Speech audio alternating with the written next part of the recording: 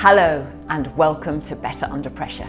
I'm Sara Milne Rowe, author of The Shed Method and founder of Coaching Impact. And in this podcast, I talk to leaders from all walks of life about being better under pressure and using pressure for better. I want to explore how we handle pressure in a world that is becoming more and more complex, the impact that pressure has on our ability to perform at our best, and what we do to be better under pressure. I don't want to work for somebody I don't believe in, and I don't want to do something that I don't believe in.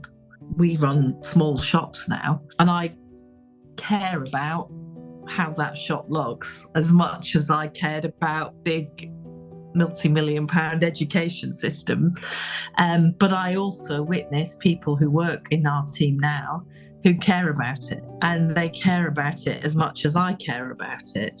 So they're gold dust, hang on to them. But you can make most things meaningful in our lives, and most jobs do have meaning if you can make that connection for people. But if the job is just cutting costs and cutting people, I couldn't live with that anymore. You know, there was no purpose to it other than making somebody rich. Being really clear about what you're doing and why you're doing it and who you're doing it for. When time is tough, it gives you that anchor. So when you're under pressure, you're like, well, I'm under pressure, but I know why I'm doing it. Today, I'm talking to Genevieve Shore, a serial non-executive director who's held board-level positions within organisations across several industries, territories and cultures. Her credit role of organisations include Santander, Arup, Moneysupermarket, Lego Education, STV and the RFU. With her sporting background, having played international rugby for England and winning the World Cup in 1994, it's no surprise that Genevieve is currently chair of the Women's Premier 15 Limited. At the same time, she also chairs the North Highland Initiative, a non-profit organisation established because of King Charles III's commitment to support the people and businesses of the North Highlands. In our conversation, Genevieve shares what she means by positive pressure, her experience of toxic workplace bullies, and how teamwork in the changing room trained her for the boardroom. Genevieve, thank you so much for coming on Better Under Pressure. I'm excited to talk to you. It's always lovely to talk to you. We go back a long way, Jen, both as client and even as trekkers. We went and raised a lot of money to build a school in Nepal, which I hold very dear to my heart, I have to say. So we've had a few adventures, but this conversation is really about pressure. So the first question I would love to ask you is, what does pressure mean to you? It's such a good question because I think it means different things at different times, which I'm not trying to wriggle out of an answer. I suppose you'd say good pressure, bad pressure. And sometimes in my life, it's been beneficial to create pressure and to put myself under pressure or to put teams under pressure or colleagues under pressure, because sometimes pressure means performance. And so creating conditions that enable success is obviously something you and I have talked about many, many times, but sometimes part of those conditions might be creating pressure. So creating time pressure or financial pressure or just really ambitious goals, I would put that all in the good pressure bucket because it makes you think differently or be innovative or move faster than perhaps you might otherwise do. And, you know, not always, but often you get really good results from that kind of good pressure. I think where pressure is less good is obviously where you also feel a lack of control.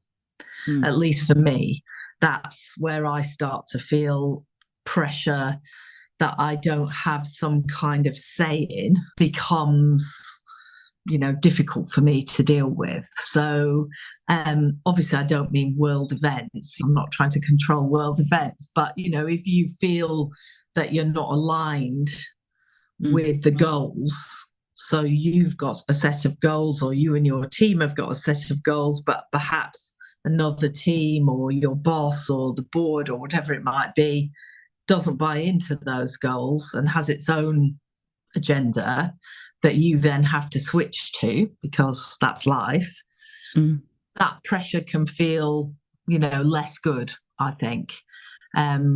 Pressure that comes through lack of autonomy or pressure that comes through lack of trust. I think those things really, for me, trigger bad pressure. And so I that is not a conditions for success for me. And, some people actually really thrive on that sense of like me against the rest of the world. I really don't. So yeah, that would be bad pressure. Yeah. So there's so much in there. And you've taken us, I really, really do want to dig into this idea of you as a leader and managing your own pressure and what you've just said there about how when you feel like you're losing control or that the decision is out of your scope or the other things are going on around you that you can't grip, that feels really pertinent. I'd love to, because I think that resonates with so many people that we're working with at the moment. But before we go there, I'd like to go back to how you have managed that relationship between good and bad pressure for yourself. When did you first even remember feeling it and then feeling, oh, that's good pressure, because that's really, raising my performance, as you said earlier on, or that isn't. Can you take me there? Oh gosh, I would say probably all the way back to school would be the first time. I wouldn't say I was academic, but I definitely had a good memory, which, way back in the midst of time in our school days, got you quite a long way, because, most of our learning was just learn this and then regurgitate it. But I think, I really thrived on that competition at school. And I really thrived on, it sounds very, I was a girly swat, so, that's kind of, I'll own that. But, I loved that. And I loved that pressure of getting good marks and getting A's and, top of the class and all that kind of thing. So for me, that kind of pressure to perform well academically, I really, really enjoyed and thrived on, probably to the annoyance of everybody else, but I really liked it. And then I think bad pressure probably is always sporting for me when I was young, because I so wanted to be a proper athlete. I so wanted to be, incredibly successful in a sporting arena. And, I was never quite good enough at lots of sports that I wanted to be really good at. And so you're in a sports environment, your coaches are ambitious for you, they're pushing you, your parents are pushing you, I was pushing myself. I look back now and I think, somebody should have just said, you're not going to make it as a cross-country fell runner. You're not the right shape and size to be, a really good runner. But I loved it. You've seen me in the mountains. I love it. I so wanted to be good at that. So I think those are the first instances. So it's probably all my own pressure, and I think that is definitely a theme for me. And we can pick it up later, being a leader who is competitive and driven is not always great for everybody else. So you kind of have to learn to adapt when you're managing other people. But that's definitely my earliest memories of pressure, good and bad. But you did become very good at one sport, didn't you? Yes. I think then I found my sport. So, I wish I could have started the sport when I was like 10 or 11, as girls do now. But yes, I was able to start playing rugby when I got to university. And I was definitely the right shape and size and, levels of aggression for rugby. And enjoyed doing that and played for Loughborough and Saracens and England. So that was incredible. And all that pressure was always good pressure. And I think that's also where I learnt, not completely, but I learned a lot more about what it feels like to be in a team under pressure, and how much more enjoyable that is than being alone under pressure, or being Yes. not so much alone, but on your own as an individual under pressure. And that shared load with shared goals just became a huge theme for me for 25 years. That is still where I think I perform at my best in a high performing team. That's been my experience of you as a leader going forward as well in your career, is that joy that you took in building a team, and the importance of that for you. And if that was ever marginalized, you would not always react well. No. But if we go back to how you learned, what did you learn from that experience of your younger days in sport that actually allowed you to be confident in building it in organizations? So if you think about the practices, so I'm hearing in that story that sharing the load is a really big key thing, but how do you do that in a way that actually allows you to still succeed to the performance challenge in front of you? Yes. And I think there's a couple of things in there for me. One is, it took me quite a long time, and I think I would still say this is still today, to learn to build teams with different kinds of people in. So not necessarily how we currently think of, DEI, although that is a big part of it, but that kind of different learning styles, different working styles, different communication styles, different thinking, is something that I definitely had in my rugby teams, and I was very lucky to work with incredibly talented women who I probably thought were much older than me at the time. And now, having met them again, a lot of us recently, we had a reunion recently, I realised they were only probably 2 or 3 years older than me, but I sort of, really looked up to them. But seeing people who, were super calm under pressure, or very quiet and introverted, but always performed, and I was more noisy and more aggressive, but also then having other kinds of women around me who were even more competitive and even more aggressive and even more straight talking. And, so you kind of learn, particularly if you're in a big team of 20, 30 people in a squad, you learn quite early on just how different people have to be together. And then I would say I went to work in publishing, which, really 90s, early 2000s, not quite monoculture, but quite a tight set of conforming guidelines, really, of what behaviour was acceptable or expected. And, definitely trying to sort of push those boundaries and break those boundaries, particularly because we were working in sales, and the sort of slightly overly polite culture of large parts of the UK publishing industry doesn't really work in a sales environment. You need a little bit more pace and a little bit more confidence in some ways, and also different kinds of people. Not everybody coming out of Oxbridge, is going to be a great salesperson. You might want somebody who's come through a different route in their career and is able to meet challenges with different thinking. And also, there's not much point sending people to work with one of our biggest suppliers our biggest customers was Asda. There's not much point sending people to work with Asda to develop your sales if they've never been to Asda. Lidl and Aldi weren't around at the time, but the same would be true. You kind of want some sense of empathy with your customer. I think that building of teams, and then you and I worked together very closely when we were then trying to build an international team.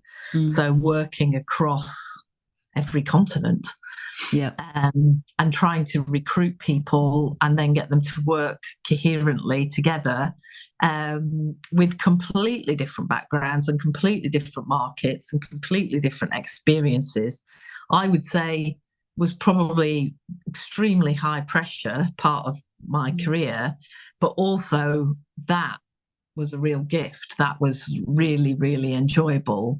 And watching that team mould over those few years was really great. I really, really enjoyed that. Yeah. What was the worst pressure that you have ever experienced? I think the worst pressure is toxic workplace bullying, and that is the worst pressure. And feeling so alone in that, which was weird actually, because everybody knew it was happening. So I wasn't really alone, but nobody really wanted to do anything about it. And it wasn't just me, it was a kind of, couple of senior leaders who just behaved very, very badly, and particularly badly towards women, and even more badly towards, slightly mouthy, not prepared to put up with this women. Yeah. And yeah, so that I think was extremely difficult, and just weird pressure as well. It felt weird because it felt like a different universe sometimes, because you'd be working and doing well in your job and your team was doing well and you're meeting targets and hitting deadlines and making change and having a really sort of, positive set of responses from your clients and stakeholders and, wider team. And then you'd kind of come up against oh no, but this is all rubbish. And you're doing this wrong and this is not right. And, but kind of very not, I mean, of course you have to be open to criticism and you have to be open to somebody finding, suggesting different ways of working, but just rubbishing your work for the sake of rubbishing it was really difficult, because you felt like, I think I'm trying to do some meaningful work here, and I'm being stopped from doing it for very personal, reasons. And that I think was awful, really toxic. And I look back at it and you think I should have just been more straightforward that was happening. But it was so embedded in parts of that culture that actually it was quite accepted. So then that's the alternate universe you felt you were stepping into sometimes. Yeah. Very strange. So I can imagine this is unfamiliar to some people in many organizations, what you're describing. Yeah. What's interesting though is, how did you manage yourself, Jen? Like what's the do in this? What were your conditions? How did you manage to stay just to stay steady, in amongst that, stay slightly sane? I think that team, like having the security of your team and being able to go back, to that team and know that was going to be fun and productive, and work would get done and challenges would be met, and celebrations would be happening. And so I think having that space to go back to, and then I think I became quite adept at two things really. One, I will not be beaten on preparation. So I became, sort of probably quite an over preparer, which is definitely something that's still with me. So, you would never go to any meeting without every piece of information locked and loaded, and, kind of, there were no chinks. So that there was no, and it's probably good. It's probably why I was, then successful in lots of the delivery, and also successful at being able to move to multiple organisations, because I became very good at just absorbing huge quantities of information and processing that and retaining that information and knowledge. Not forever. I definitely can't remember it now. But, so I think that preparation, and I think also that work to say, I'm not going to be surprised by this. Right. So I'm going to, not only will I be able to answer every question and deliver every piece of information, the way those big set piece meetings were made was quite combative. Right. And it was quite performative. Mm-hmm. So in a way that played to me quite well, because I can present and I can deliver information and things, but also I became very good at sort of putting on the persona. There was a lot of, probably far too many high heels and power suits, but putting on that persona of right, I'm going into this and I know it won't be pleasant, but it doesn't matter. Yeah.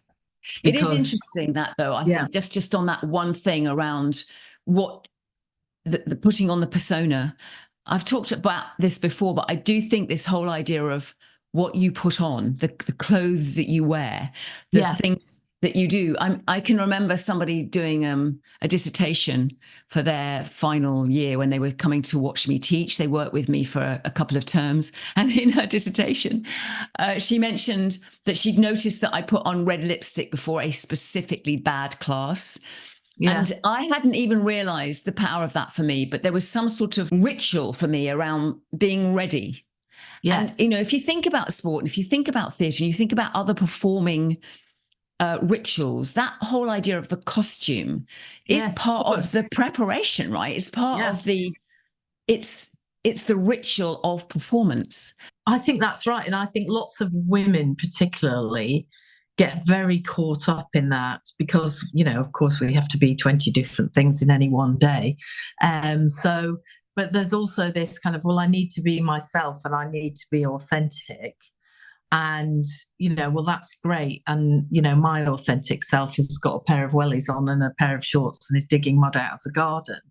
But that's no use to me in a boardroom in New York, asking for, 200 million pounds of investment. So I can still be my authentic self. And my sort of go-to would always be to try to be funny, and to try and make a joke.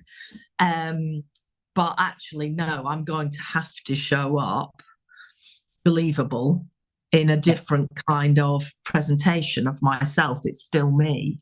And I found that very helpful and quite deliberate.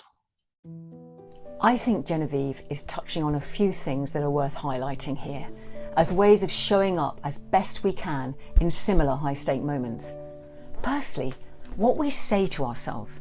I love her mantra of, I'm not going to be surprised by this, and I know it won't be very pleasant, but it doesn't matter. So many of us might stop after saying to ourselves, I know it's not going to be very pleasant. But that last part, and it doesn't matter, reminds our brain that we're going forward anyway. It puts us back in the driving seat and reminds us of our agency in any situation. Preparation. As Jen says, lock it in with no chinks.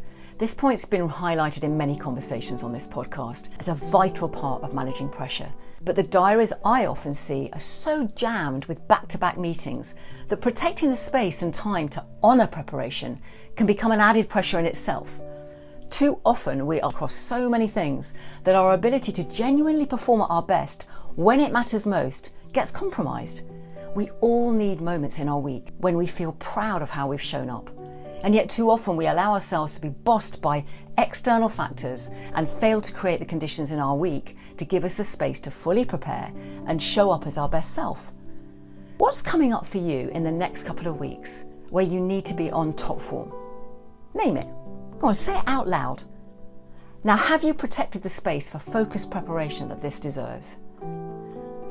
The final point that Genevieve mentions that I think is worth reiterating is knowing that we all have choice about how we show up. As she says, showing up as a different kind of presentation of myself that is still me, and it's very deliberate. Because we're multidimensional, we can choose to show different bits of ourselves in different situations to different people. Authenticity has many forms, and we often define being ourselves as the capabilities and values that got us up to this point.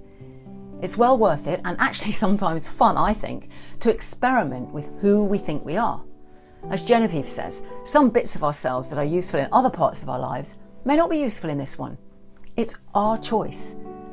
And the word authentic originates from the ancient Greek word authentikos, which literally means that which you do with your own hands. Being your own author, acting on your own authority, to be self-authoring. Authenticity is not a trait. It's the outcome of a process. And for me, it's a lifelong process of learning about myself and what's possible. So, if a persona gives you the freedom to play and experiment, why not have a go? What might actually be a part of you that you're not used to using? Which I think is also part of that preparation. So do I understand everybody who's going to be there? What do they think of me? Not in a negative way, but, who are the people who think I'm great? Yeah. Like I can hone in on them. Who are the people who I know are going to not like anything I say and may not even be listening? So what am I going to say to catch their attention, or for them to grudgingly accept that might be quite a good idea? It's not just about the material, it's about the dynamic of the room that you're entering into, and being clear what you want to come away with, and that also was true right across my team, because we've all seen it. You go into a boardroom or any other kind of environment, and one person is prepped, and the three other people are then flailing around, and you're kind of like, oh God, don't say that. So making sure, I don't mean it in a parental kind of way, but it's the right thing to do as a leader, to make sure all of your team are as prepared as you are. Because if you're the shining star, that's no good anyway. Right, you're brilliant, but the rest of your team let you down, or your colleagues weren't as, good. That moment in the sun's going to last about 10 seconds. Whereas getting everybody ready and getting everybody lifted, you then get, of course, the shared, we did that brilliantly. It's our trophy. Yeah. And, we're all in this together. And then you kind of cemented in that sort of cohesion, which I think is, to me, that cohesion in teams in the workplace, it's the thing that defines a business, success or otherwise. I love that, Jen, because I think it's something that's being hugely underestimated at the moment in the work that I'm noticing, that we're noticing when we're going in, is this, because the speed and the back-to-backness that actually I think COVID has really promoted. This sense of, I remember being with you and watching you rehearse your teams for these big set pieces. And for you, it was a non-negotiable that they didn't go in there ready. In the same way as you wouldn't go into a performance of any kind, half-baked or half-ready, or half knowing your lines in my world, or half knowing that the team moves in your world. This has to be so drilled so that the idea of the pressure of a boardroom or the pressure of a performance, you can manage the in-moment pressure, which you actually just have to be alert to, but you can't be alert to if you're half prepared. Yes. And I find this very hard now in my kind of new role as non-exec, where it's coming at me often, and I think that's right. I think this sort of last 3 or 4 years particularly, but probably before that too, because, we came out of the recession and teams had been cut, and low inflation. We've sort of got stagnation now, but low inflation and lots of cost cutting and those kind of things. We've had almost 20 years really of teams having to work in quite constrained environments, whether it's financial constraints or lockdown constraints. And we're kind of not as equipped, I think, to spend that time. And I find it very interesting. Like it's hard in lots of the businesses I work in to get people to prep for a meeting. Like they'll make the slides. Yes. Done. Yeah. Yeah. You know, no. Yeah. That's like 1/4 of what it takes to have a successful outcome is some super slides, you know. But it's almost like the paper or the slide has become the thing. Yeah. And then, but the thinking and the preparation and the what do I want to get out of this and what do all my stakeholders think almost comes after. Like, oh, that's all a bit surprising. Yeah. So I think that's a very interesting development in lots of workplaces. Yeah. Maybe that's the productivity answer. I don't know. Maybe we wouldn't need 8 meetings if everybody prepared for one effectively. Well, you know what? There's, I think, quite a lot in that, to be honest. Yeah. When you notice in your NED roles, for example, when you notice people under pressure, what do you witness? Well, it's different for different people, but I think the most common reaction of quite senior executives under pressure in boardrooms tends to be irritation. And one of the things that I've really noticed with, and I've worked across a lot of boards now, is that kind of default to, oh, just let me get on with my job. This is a waste of my time. I just need to get on and make decisions. And I do think about that a lot, because I think that, to me, again, I don't want to kind of press down on only this. It sounds like this is all I care about, but it might be all I care about, is that kind of, if you're an individual at work or a lone wolf at work, that's great, but there will be very few jobs in which you're actually successful. So if you're only want to work on your own and only want to make decisions yourself without anybody else coming with you, great. Maybe you're a superstar software coder, or maybe you're a kind of completely crazed entrepreneur, and you'll make everybody else so much money they'll just follow you.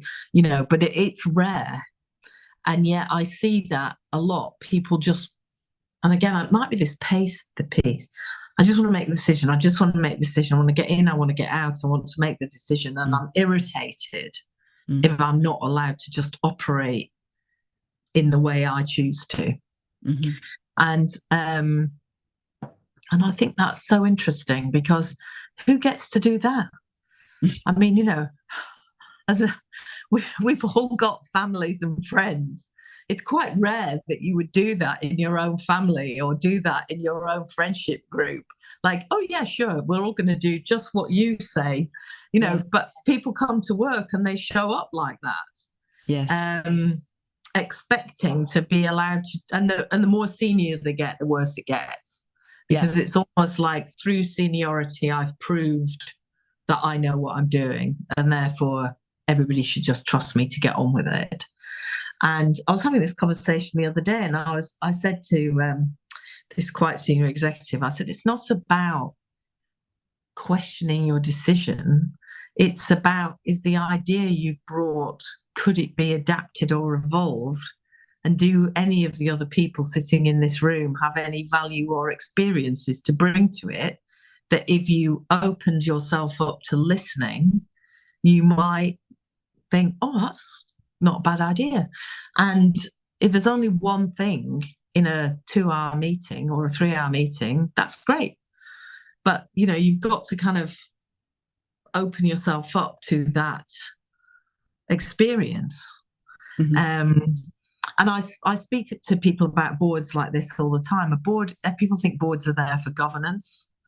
Governance and oversight is what you hear all the time. It's like, if that's what the board is, it's going to be really boring. And, quite honestly, you could just get a better lawyer and or a better accountant, and you'll probably get the same outcome. What you really want is a board that brings with it huge, years and years of different industries and experience and problems, and is prepared to contribute those experiences and put them on the table and talk about them and help find solutions. And that's when you see chief executives or executive teams really get benefit and absorb that. But it is quite rare, unfortunately. Yeah, and what I'm making a link of here is how you did the hard yards under a lot of pressure of the people that you were having to face into in the global organisation that you were working with for years. That sort of hard yards of, I'm going to be so prepared with my content. I am going to wear something that makes me feel like I am part of this tribe. What I'm hearing is that you have drilled with yourself, Jen, a few conditions for success that have enabled you to face into huge amounts of pressure in this sort of situation. Yeah. And what you're now witnessing on the other side are people who, I'm hearing you're saying you suspect that they're going so fast, that the pace is going so fast, that the decision is the only thing that come to the board meeting for, to almost get sort of a tick, yes, off you go, as opposed to coming into a board assuming that there's so much more richness that you can get from the wealth of knowledge around the room. Yeah, that's right. And in a way, that's what I want to do. That's what I've done for the last few years and will keep doing, is kind of helping those executive teams find a different way. And also you've got your own funny little team. So boards are not the same kinds of teams because they don't come together as often. They're more experienced people. They're often all been C-suite or boards, or they've got multiple jobs. So trying to help create cohesion around a board is a really difficult job for a chair. And I'm quite a new chair, so I'm definitely learning this. But I've seen it in other chairs where they do it really well, and they're kind of like, right, just for these 6 hours, this is the team, we're the team, and they work really hard to build that momentum, and then others don't. They just come in and say, right, okay, let's look at the management accounts, tick tick tick, boring. But that's obviously not what I want to do. I want to kind of help the board be part of building a business or building an outcome, because I don't only do corporate things now. So it's such a skill. And I know we hear this conversation all the time. We want people in the offices, and people go to the offices. Well, great, people go to the offices, but if all they do is sit on their laptops and do Zoom calls, there's not much point everybody being there, is there? Yeah. So I think there's definitely some new skills to learn around building cohesion in this work environment. Yeah. You've got a different way of life now. But when you were in the heart of corporate life, what were your non-negotiables for your own sense of turning up every day? So it's really interesting because I have to be very careful that I don't look back with rose-tinted glasses, because I don't think I had enough. I was talking to a group of young female leaders about this the other day, and they were saying, how do you get that work-life balance? And I said, well, I don't think I did. And I wish I had, because I probably would have been better. And I certainly would have been a better, wife, mother, daughter, something. But I'm not sure that I really did have enough non-negotiables. I mean, I think it's always been important to me to get exercise and, do those kind of things, but actually not enough. And I definitely did not do what I know people do now, which is great, which is, put the phone down at 6 o'clock. That was not the case. I mean, particularly if I was traveling, it could be, I could work for 16, 17 hours a day, no bother. Just moving time zones and keeping going. I don't recommend that. It's not a good idea. I remember you saying on many occasions, way before you did it actually, I see myself, I long to be on a beach walking for hours, looking at the ocean away from this. And you used to say this to me in the heat of huge pressure, Jen. Yeah. And it took you probably 5 years since I knew you to make that move. Yeah. But what is, looking back at yourself, what would be your advice witnessing yourself now and that whole idea of, you know, the sense of sort of tuning into where I am right now in this current environment, living the way I am?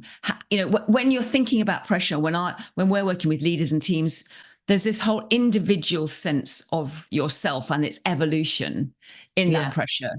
What would be your advice to yourself now? I definitely think more time on my own. And I don't mean, you know, necessarily up a mountain or on a beach or everything, but I think, and particularly I think this is true for people in their 30s and 40s and even 50s. It's very difficult to get time on your own because you're either at work performing or you're then in your home environment, you know, and other people are putting demands on you and you're putting demands on them, but you're not on your own. And I think probably more time where, and that could have been, you know, sitting quietly in a dark room or in the gym or going for a walk or whatever, but more time just to decompress, I think, and to switch your brain off and do something other. So, you know, I'm sure that's why we all love going to yoga and Pilates and, you know, swimming in cold water and all those kind of things. I'm sure that's a piece of our society that we struggle so much to get that quiet. And the more senior you are in a more pressured job, the harder it is to get that. And I think that would be beneficial, would have been hugely beneficial to me and beneficial to lots of people to try and find that. I also think it was, I mean, the big change for me and the big sort of, you know, scales from the eyes was, you know, this is very luxurious because not everybody has a chance to do this, but I don't want to work for somebody I don't believe in, and I don't want to do something that I don't believe in. And I don't mean that in a lofty ideals, you know. We run small shops now. One of the things that we do, and I care about how that shop looks as much as I cared about, you know, big multi-million-pound education systems. But I also witness people who work in our team now who care about it, you know, and they care about it as much as I care about it. So they're kind of, you know, gold dust, hang on to them. But you can make most things meaningful in our lives, and most jobs do have meaning if you can make that connection for people. But if the job is just cutting costs and cutting people and cutting head, you know, that was to me where I couldn't live with that anymore, and it just wasn't. You know, there was no purpose to it other than making somebody rich, which is just, you know, well, they can do that on their own. They don't need me to do that. So I think there's also that being really clear about what you're doing and why you're doing it and who you're doing it for. Because I think that also gives you, when time is tough, it gives you that anchor.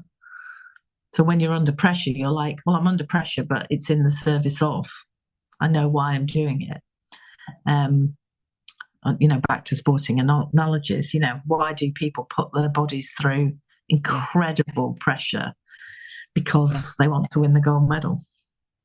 And so for you, the thing that finally took you out of corporate work in the way that you had been leading was that lack of connection from the leader.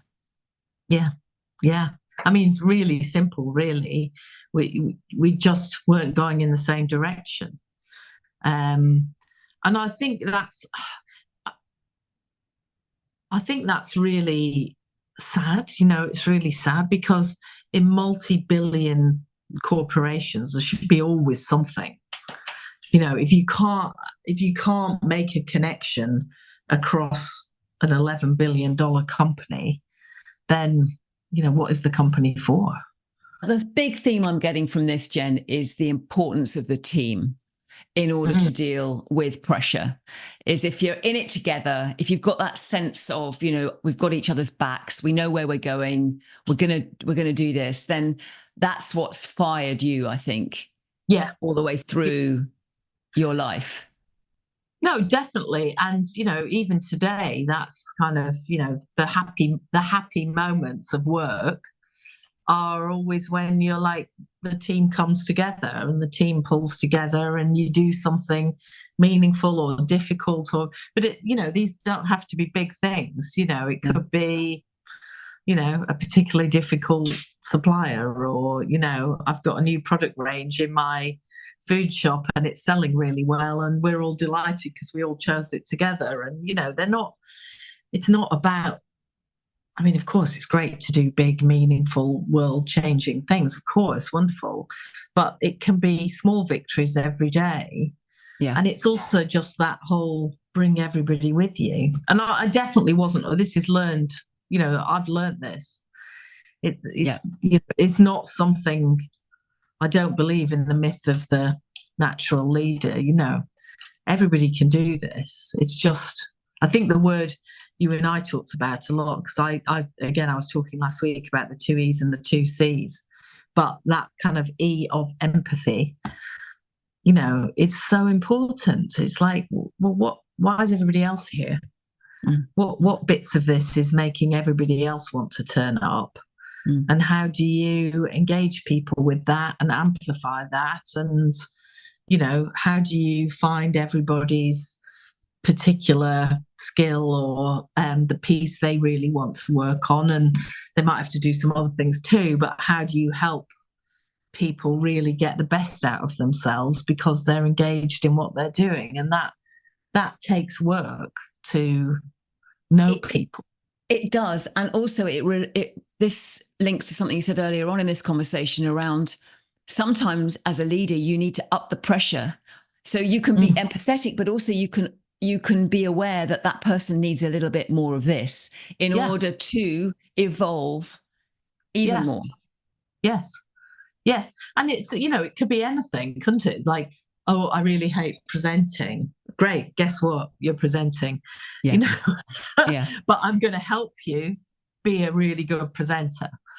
So we're going to help you, and we're not doing it tomorrow, but, if you're going to work in sales and marketing, you have to be able to deliver your ideas, so you will be presenting, not just sitting in the background doing the work. So I think that, that's the bit that's exciting about being at work, isn't it? Is watching and helping people grow and evolve and deliver, and then see themselves be proud of what they've achieved.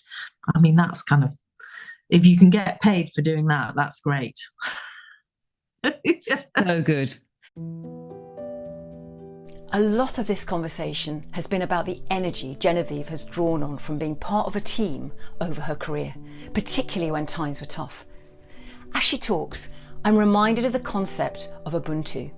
It's been part of African culture for centuries and has oneness and common humanity at its heart. Although there doesn't seem to be a definitive translation, Ubuntu at its core means I am because you are. It's part of a Zulu phrase which means that a person is a person through other people. It emphasises the collective success of a group or society. The impact of Ubuntu was seen powerfully in the NBA when head coach Doc Rivers used it in his work to guide the Boston Celtics to the championship title. They adopted the team mantra of, I can only be better if my teammate is better. And they knew that everything that they were going to accomplish was greater than one individual. I love this. It became the concept and expectation that every team member was held accountable to. We share a common goal. If I enable you to be the greatest version of yourself, I will become the greatest version of myself. And this is what I think lies at the heart of what Genevieve is referring to here. You can only be the best version of yourself if you enable the people and community around you to be the best version of themselves, raising each other up to achieve possibly even more than they thought they could on their own. I believe the principles of Ubuntu are needed right now more than ever. A feeling of unity, achieving results by lifting each other, caring when things are tough, building trust and respect despite the pressure. If there was someone listening to this podcast, Jen, who wanted to be better under pressure right now, what would be your 2 pay forwards? Yeah, I definitely think